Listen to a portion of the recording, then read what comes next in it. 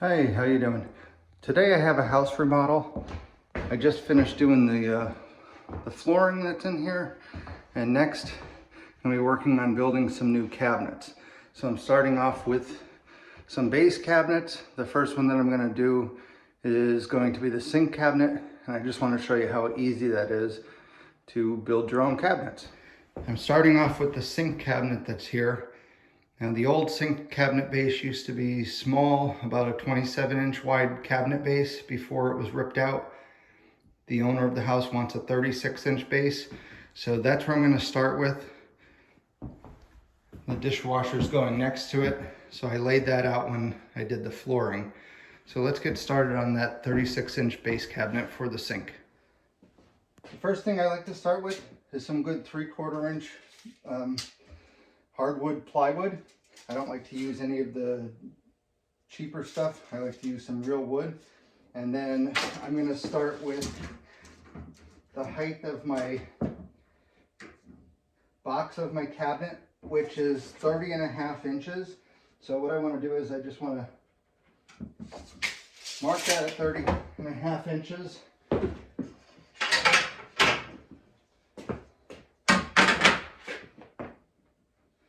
And then we're going to cut this piece off. Clamp that on. I'm going to make this first cut using a circular saw. There we go.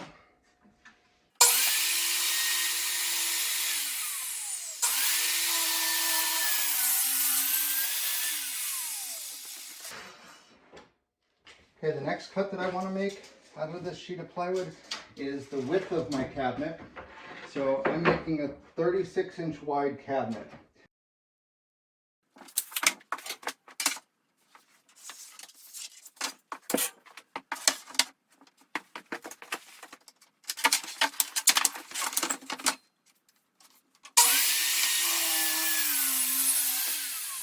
All right, now that we got those two cuts out of the way, I'm going to start using the table saw. Now I want to go with the depth of my cabinet.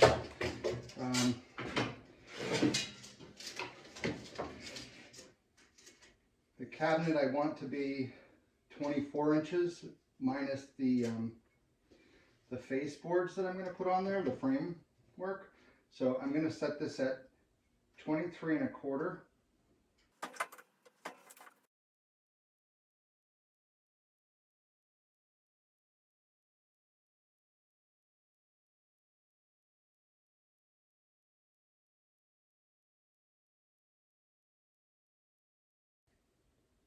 We would be able to get the shelf out of here, and then the back support on the top and the bottom of the cabinet. But since this is a sink base, I'm not going to use this whole thing. I'm going to skip the shelf. If I was making a shelf, I would set this to 15.25 and I would cut that. The next cut that I would make after that shelf piece, 7.25 inches.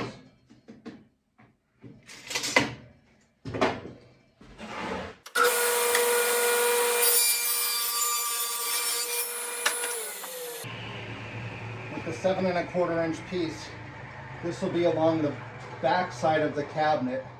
And then if this was a cabinet that had drawers, this would give good support for the back of your drawer brackets to attach to. Next piece I'm going to make is going to be a 2-inch piece.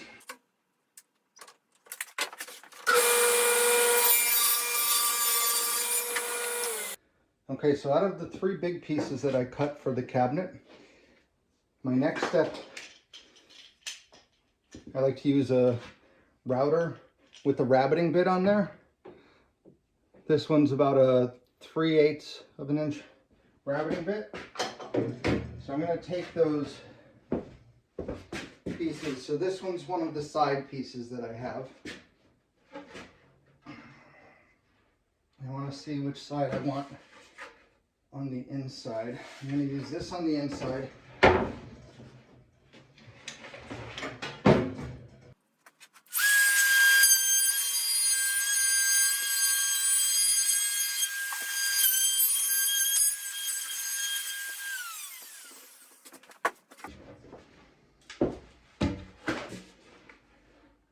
There's one.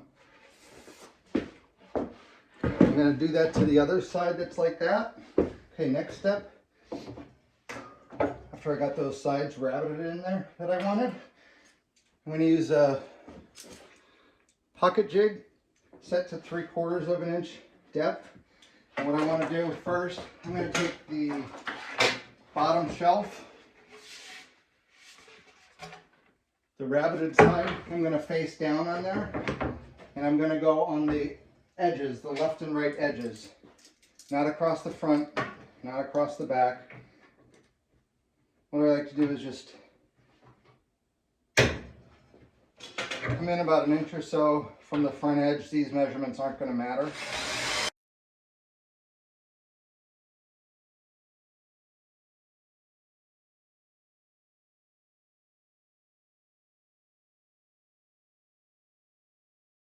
After this piece is done,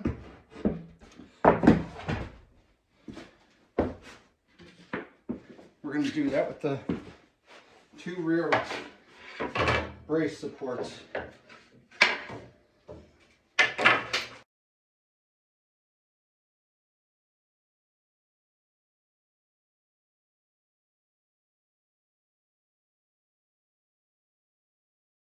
Next thing I'm going to do is start assembling.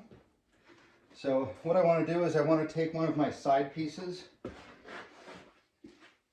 I want to have the rabbited in piece along the back here and the slot facing up. This is going to be my bottom. I'm going to make a mark at 5/8 of an inch. Okay, so now that I have my line marked at 5/8 on my side piece, I have my bottom ready. I'm going to put a bead of glue, carpenter's glue, right above that line.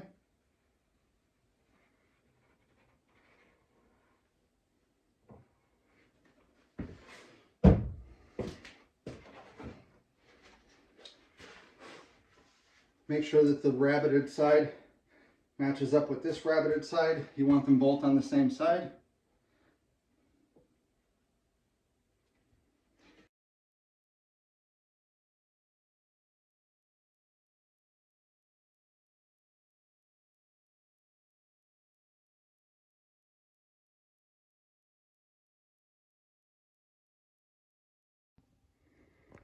And here's what it'll look like from the inside now. The rabbited part will match up on the back side. Okay, now I'm going to take the smaller piece that I had before. That's going to be the brace that goes along the bottom here. So what I want to do, I want to put a bead of glue along one side of this.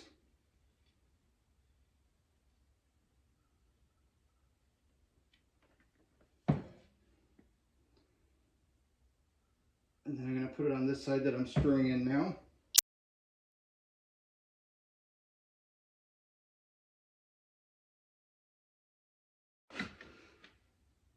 I'm just going to make sure that this is flush along the back. I'm just going to use some 2-inch brads.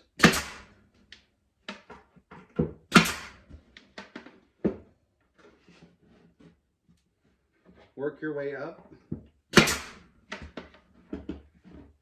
Keep that flush against the edge.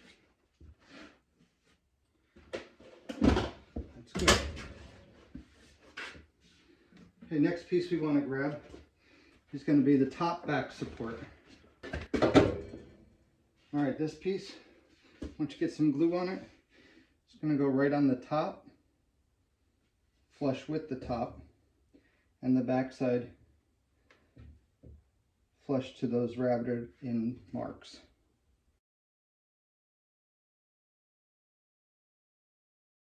Now I put some glue along the top of these where it's going to meet. I marked my line again at the 5/8 of an inch. And now I'm going to put this up on top here.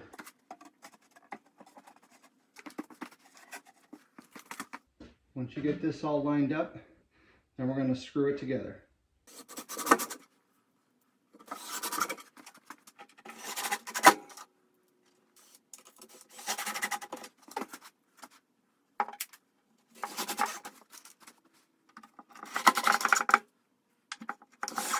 Okay, I used the pocket hole jig on these legs. I'm going to put them up to that mark that I put on here.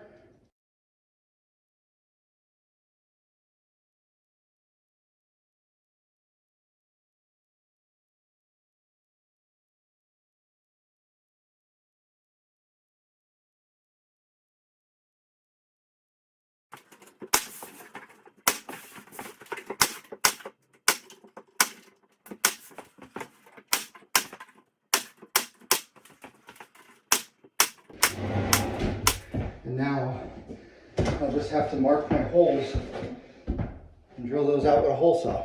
Okay, now that I drilled the holes in the cabinet, let's hope that all my measurements were good, and hopefully this should line up.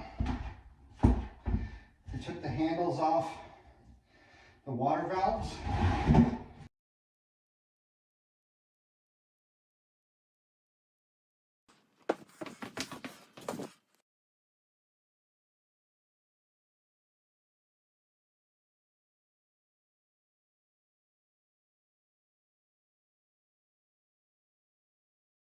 That's one. And then now we want to cut the width of the cabinet. So the width of the cabinet that I just made was 36. I'm going to rip these at 1 5/8 inches. So then there's two side pieces.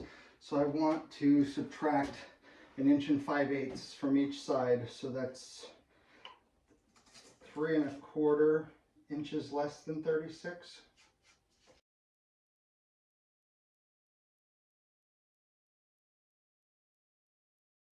Okay, I set my fence 1 5/8 inches. Now this one that was 30 1/2. We only need 2 of them, but I'm going to cut the third one since I'm building more cabinets anyways.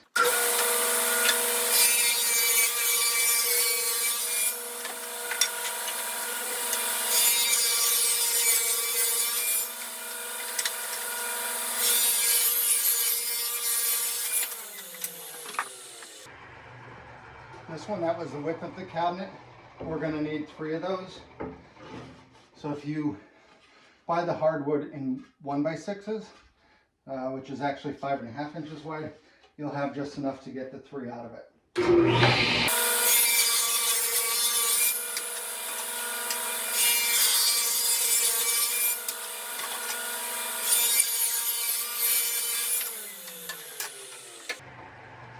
We have 3 pieces for the width, 2 pieces for the uprights. If you set the 2 uprights aside, the ones that are for the width, what we want to do is use the pocket jig on these.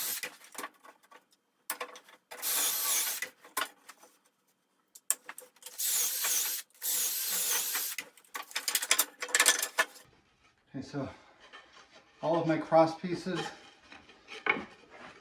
will have the pocket jig holes in them.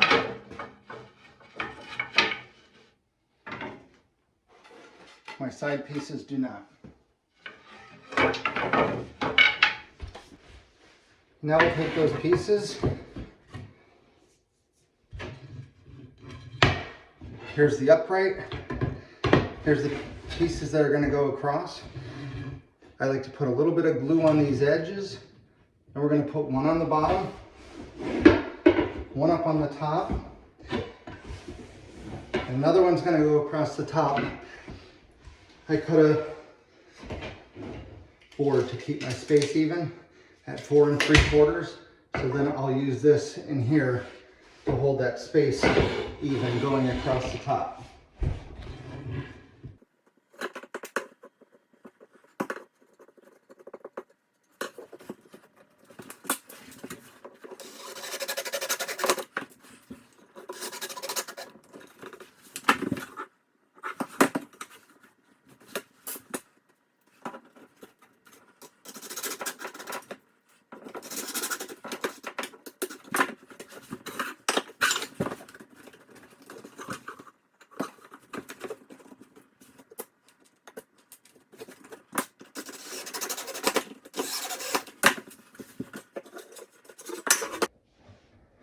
you have this frame built, I like to put some glue around the back side of it.